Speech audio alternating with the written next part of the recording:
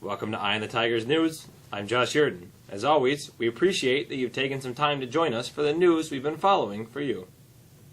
In a competitive and freewheeling news conference, President-elect Donald Trump said for the first time Wednesday that he accepts Russia was behind the election year hacking of Democrats that roiled the White House race.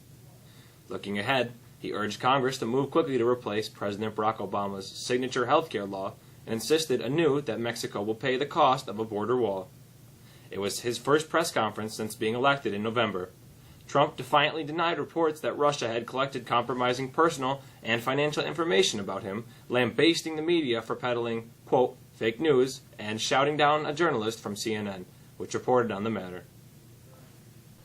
Trump also said Wednesday he will continue to profit from his global business empire after he enters the White House this month, a precedented-breaking decision that the director of the Office of Government Ethics swiftly condemned as unpatriotic. Trump and his lawyers said the Trump Organization would be run by the president-elect's adult son on a longtime company executive, although the president-elect will retain an ownership stake in a trust that holds his business assets.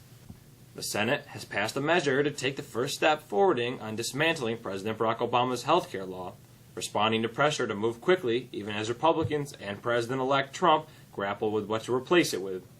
The nearly party-line 51-48 vote early Thursday came on a non-binding Republican-backed budget measure that eases the way for action on subsequent repeal legislation as soon as next month. The House is slated to vote on the measure on Friday, though some Republicans there have misgivings about setting the repeal effort in motion without a better idea of the replacement plan.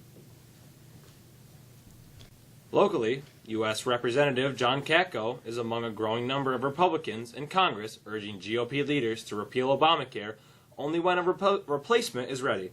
Katko said in an interview with Syracuse.com that he shared his concerns with Republican House leaders as a vote approaches Friday on a budget resolution that would begin the process of repealing the Affordable Care Act. Katko voted in his first 2 years in office against symbolic Republican bills that would have repealed all or part of Obamacare without offering a replacement. A state police helicopter carrying New York Governor Andrew Cuomo to New York City was forced to make an emergency landing on Wednesday after the cabin filled with fumes. The Democratic governor, 2 aides, and a security detail were flying from Albany when the problem began, prompting the pilot to land at Stewart Airport. Cuomo was in Albany to deliver the last of 6 State of the State addresses in 6 different locations around the state. In his State of the State speech, Cuomo addressed measures he hopes will be made to address corruption, along with proposals related to offering school tuition to SUNY schools. Texas has executed death row inmate Christopher Wilkins, who was convicted of killing 2 men after one of them mocked him for failing for a phony drug deal. The lethal injection of the 48-year-old Wilkins Wednesday is the nation's first execution this year. 20 were carried out in the U.S. last year, the lowest number since the 1980s. The U.S. Supreme Court denied a request to stay the execution. The Oswego County District Attorney has asked an appeal court to let Gary Thibodeau's conviction stand in the 1994 kidnapping of Heidi Allen, according to Syracuse.com's John O'Brien's reporting. District Attorney Greg Oakes this week filed a 70-page response with the Appellate Division of State Supreme Court, saying the court should uphold acting Oswego County Judge Daniel King's decision to not grant Thibodeau a new trial. Thibodeau's lawyer, Lisa Peebles, contends his conviction should be overturned based on newly discovered evidence implicating 3 other men and a claim that prosecutors withheld evidence from his trial lawyer, Joseph Fahey. Oakes and Peebles are scheduled to argue the case in person February 27th before a 5-judge panel of the Appellate Division, which sits in Rochester. It turns out the moon is older than many scientists suspected, a ripe 4.51 billion years old. That's the newest estimate, thanks to rocks and soil collected by the Apollo 14 moonwalkers in 1971. A research team reported Wednesday that the moon formed within 60 million years of the birth of the solar system. Previous estimates range within 100 million years, all the way up to 200 million years after the solar system's creation, not quite 4.6 billion years ago. Don't expect to see the moon tonight. Here's Alexis with the weather forecast.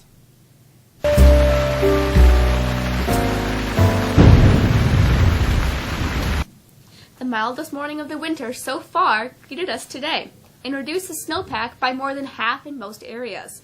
With the melting snow and nearly quarter-inch of rain, flooding creeks and streams could be a problem today, along with some pumps working overtime. For today, we've got rain and showers for most of Thursday as temperatures begin to fall steadily through the day. Actually, the high temperature of 50 was this morning.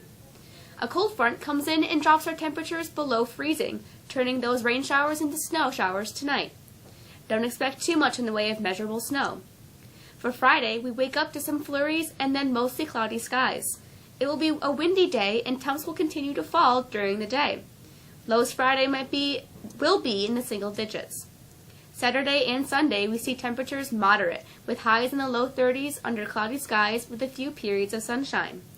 Looking longer range, there are some initial data that points to some more mild temperatures next week. We'll keep a look at that.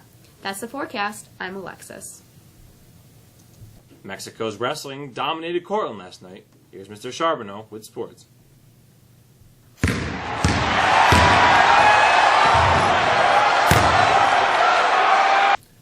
Mexico Wrestling it pinned down its second league win last night against Cortland, 52-22. Brandon Gracie won by major decision, and winning by pins were Dean Shambo, Mike Ladd, Jaden Allen, and Austin Reed. Now, Josh O'Reilly, he was named the MVP for his defeat of an opponent from Cortland who was ranked number 3rd in Section 3. Boys basketball team, well, they fell hard last night and fell behind 22-4 after one quarter on its way to a 52-33 loss at Homer last night. Now, it's the third straight loss for the Tigers, who were led by Dakota Deasy's 14 points. The team takes on JD at home Friday night.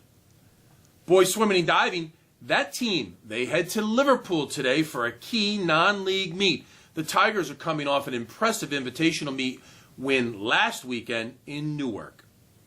The NFL playoffs, they continue this weekend as the Falcons host the Seahawks and the Patriots, they're 17-point favorites against the Texans on Saturday. The Steelers, they visit the Chiefs, and Packers head to Dallas on Sunday. The Buffalo Bills, they're putting their faith in Sean McDermott to fix their underperforming defense and restore relevance to a franchise that hasn't reached the playoffs since the Music City Miracle loss in January of 2000. The Bills hired Carolina defensive coordinator as its head coach Wednesday. The deal was reached shortly after McDermott conducted his second interview with the team in 8 days. The 42-year-old has no head coaching experience and has spent the past 6 seasons overseeing the Panthers' defense. While the San Diego Chargers, they appear to leave San Diego, their home of the past 56 seasons, for the potentially more lucrative and more crowded Los Angeles market.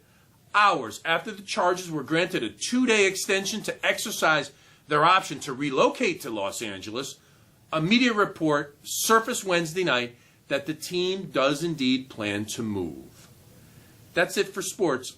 Have a great day. I'm Michael. The annual Winter Pep Rally is Friday afternoon and will be there streaming the rally live on our Ustream channel. It will also be available archived. You can find the link on the district's website. PM BOCES students will be able to catch a bus to come back for the rally at 1 p.m. There will also be a 2:30 bus back from BOCES available Friday for those not attending the pep rally. Registration forms for Spring Driver's Ed are now available in the Student Service Office. See Ms. Meeker for more information. Students can show their support by purchasing a Heart of Gold during all 3 lunches next week. They will be available for a suggested donation of $2. Signed hearts will be displayed in the main foyer to show you have a heart of gold. Physicals will be provided on February for student athletes. See the nurse to find out if your physical is valid before spring sports start. That's it for us. We're off until next Wednesday. For the staff on Eye of the Tigers News, have a great day and upcoming weekend. I'm Josh.